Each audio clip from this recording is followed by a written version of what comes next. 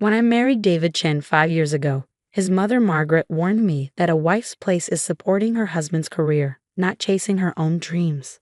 I smiled politely and ignored her, just like I ignored her comments about my little hobby whenever she visited our home and saw my design studio. After all, Chen Designs wasn't a hobby. It was a thriving interior design business I built from scratch. By the time I met David, I was already making six figures and had been featured in several prestigious magazines. David, a pediatric surgeon, loved that I was ambitious and successful. We were equals, partners in every sense. Or so I thought. The first sign of trouble came 3 months ago when Mrs. Henderson, one of my most loyal clients, called to cancel her project. "I'm so sorry, Amanda," she said, her voice strained.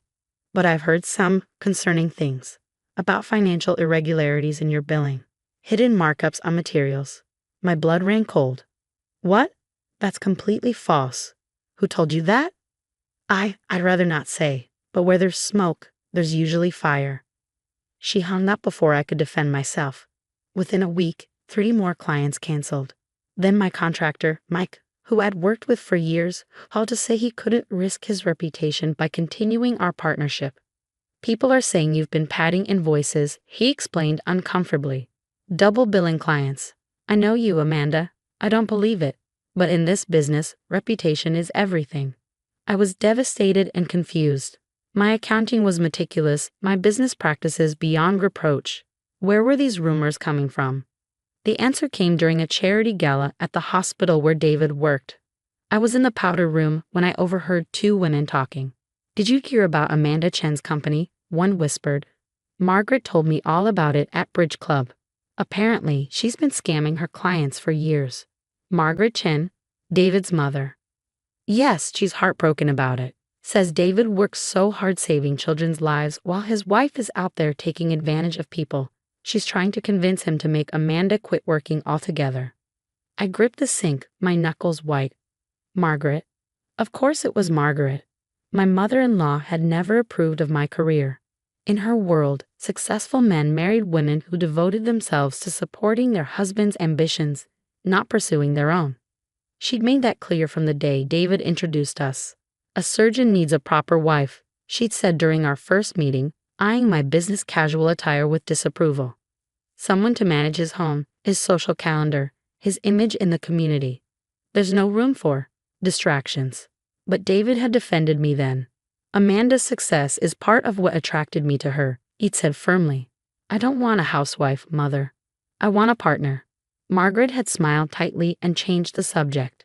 But over the years, her disapproval surfaced in 1,000 small ways. Comments about how tired David looked, with pointed remarks about wives who neglect their duties. Suggestions that my work hours were selfish and unfair to her son. Constant reminders that the other doctors' wives focused on charity work and hospital fundraisers. I learned to ignore her, secure in David's support and my own success. But this was different. This was a deliberate attempt to destroy everything I built. That night, after the gala, I tried to talk to David about what I'd overheard. But he was exhausted after a 12-hour surgery, and Margaret's voice echoed in my head. "Don't burden him with your problems when he's dealing with life and death every day." So I kept quiet and started gathering evidence instead. I hired a private investigator to trace the source of the rumors, started recording my conversations with Margaret during our weekly family dinners, made detailed notes of every canceled contract, every lost client, every whispered comment at social events. The picture that emerged was worse than I'd imagined. Margaret hadn't just been spreading rumors. She orchestrated a systematic campaign to destroy my business. She used her social connections, her position on various charity boards, her influence in the community to poison my reputation. But why now? After 5 years of barely tolerating my career, what had triggered this sudden, vicious attack? The answer came from an unexpected source. David's sister Lisa, who called me in tears one evening. "Amanda, I have to tell you something," she blurted out. "Mom's been meeting with the hospital board. She's convinced them to consider David for chief of pediatric surgery." My heart sank. The current chief was retiring next year, and it was a prestigious position, one that came with significant social obligations for the surgeon's spouse. "The board is very traditional," Lisa continued. Mom's been telling them how dedicated you are to supporting David's career, how you're planning to scale back your business to focus on hospital fundraising. But I'm not planning any of that. I know, Liz's voice was gentle. But Mom's determined to see David get this position. And in her mind, having a wife with a successful career of her own, it doesn't fit the image she's trying to project. I sat in my home office that night, surrounded by evidence of Margaret's betrayal, and felt something snap inside me. All those years of subtle digs of barely concealed contempt had been building to this moment. She wasn't just trying to hurt my business. She was trying to force me into the role she'd chosen for me, regardless of what David or I wanted. The next morning, I got a call from my biggest client yet, a luxury hotel renovation worth 7 figures. They were canceling the contract based on concerns about financial impropriety. I traced the rumor back to a ladies' lunch where Margaret had been holding court, spreading her poison with perfect plausible deniability. Oh, I couldn't possibly comment, but I've heard such worrying things.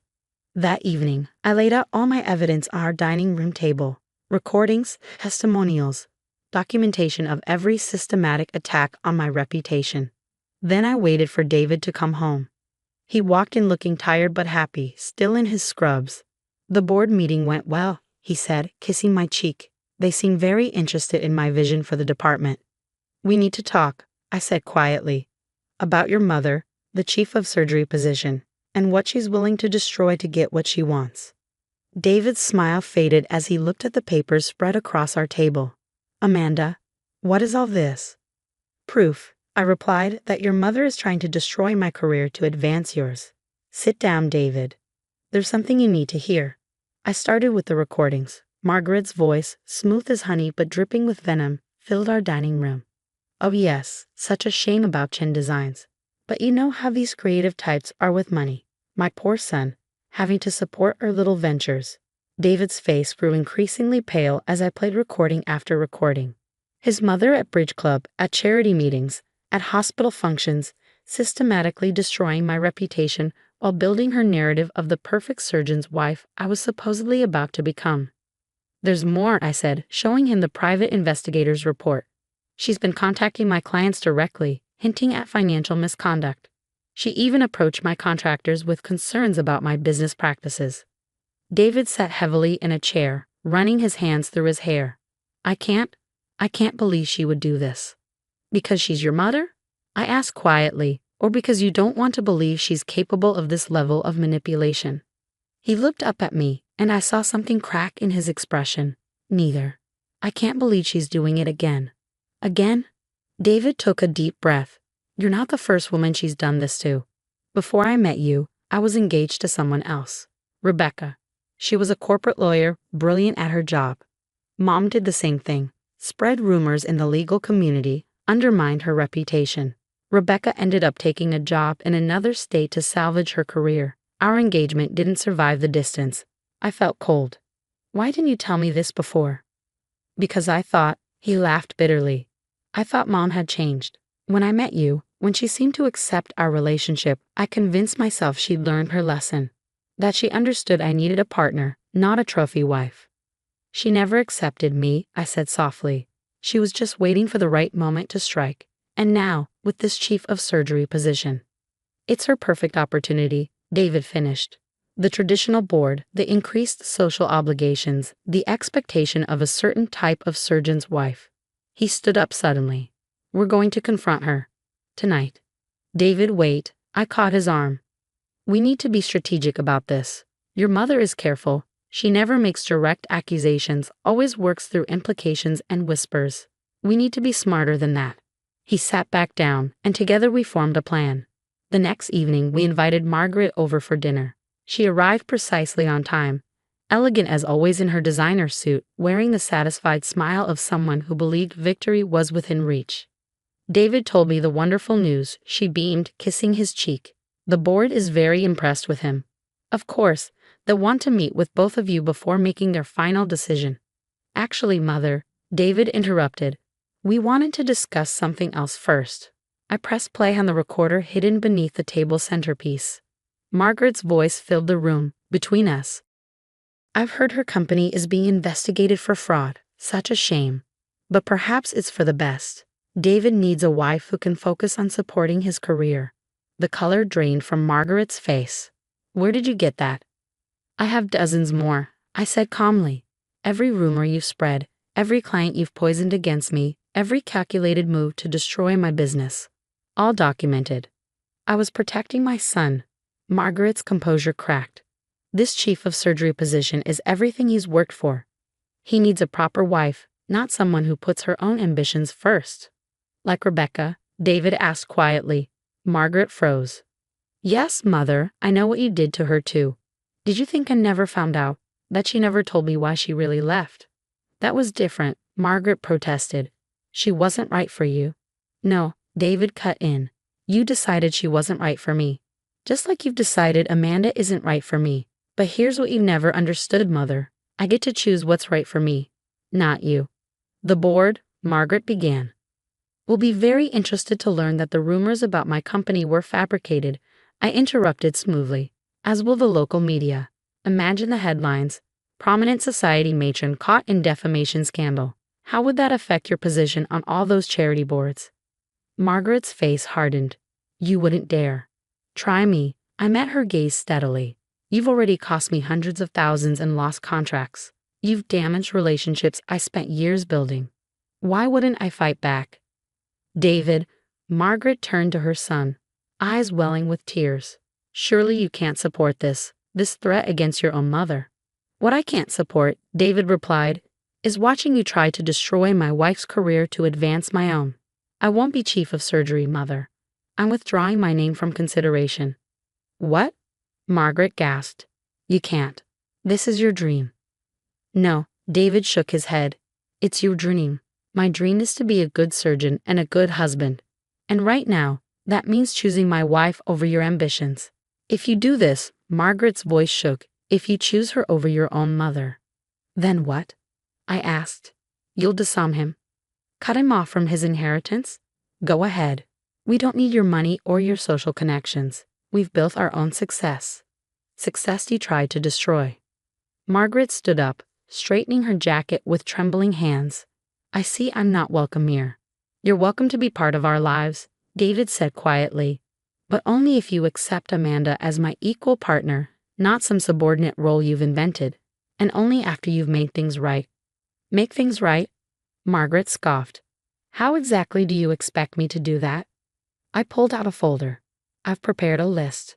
First, you'll personally contact every client and contractor you spoke to, admit the rumors were false, and apologize for any damage to my reputation.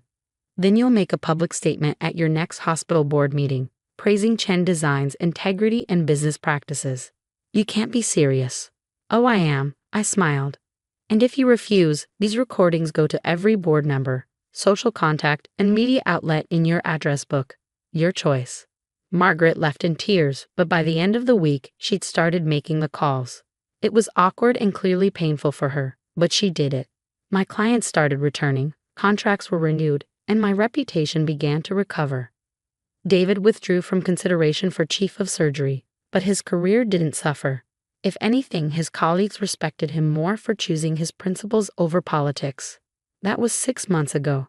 Margaret still attends family functions, but she's different now, subdued, careful. She makes an effort to ask about my business, though I can see it cost her. Last week, she even recommended me to one of her friends for a home renovation project. It's not because she's changed, David said when I mentioned it. It's because she knows we'll enforce boundaries now. That her actions have consequences. Yesterday, I won a major design award for a project I completed despite Margaret's interference. At the ceremony, I thanked my husband for his unwavering support and belief in equal partnership. Margaret was in the audience. David had insisted she attend. I watched her face as I accepted the award, wondering if she finally understood that success doesn't have to come at someone else's expense. Later that night, as David and I celebrated at home, he asked if I regretted standing up to his mother. Never, I replied honestly. Sometimes you have to fight for the life you want, even if that means fighting family. You know, he smiled, that chief of surgery position is opening up again next year. The board has become surprisingly progressive about work-life balance and dual-career couples. I raised an eyebrow. And what does your mother think about that? I don't know, he grinned. And for the first time in my life, I don't care. This morning, I got a message from Rebecca, David's ex-fiancée. She heard through mutual friends about what happened with Margaret and wanted to thank me for standing up to her. She's a federal judge now, her career having flourished once she escaped Margaret's influence. I ran away, she wrote. You stayed and fought. Thank you for showing that success doesn't require sacrifice of self. I looked around my thriving design studio, thought about my strong marriage and the boundaries we'd established, and smiled. Margaret had tried to force me into her narrow definition of success. But in fighting back, I discovered something important. Real success means staying true to yourself, even when family pressures you to be someone else. David and I host regular dinner parties now, inviting colleagues from both our professions. Margaret sometimes attends, sitting quietly as doctors and designers mingle, watching her son thrive in exactly the life she tried to prevent. It's not the perfect family harmony she wanted, but it's real. And real, I've learned, is better than perfect any day.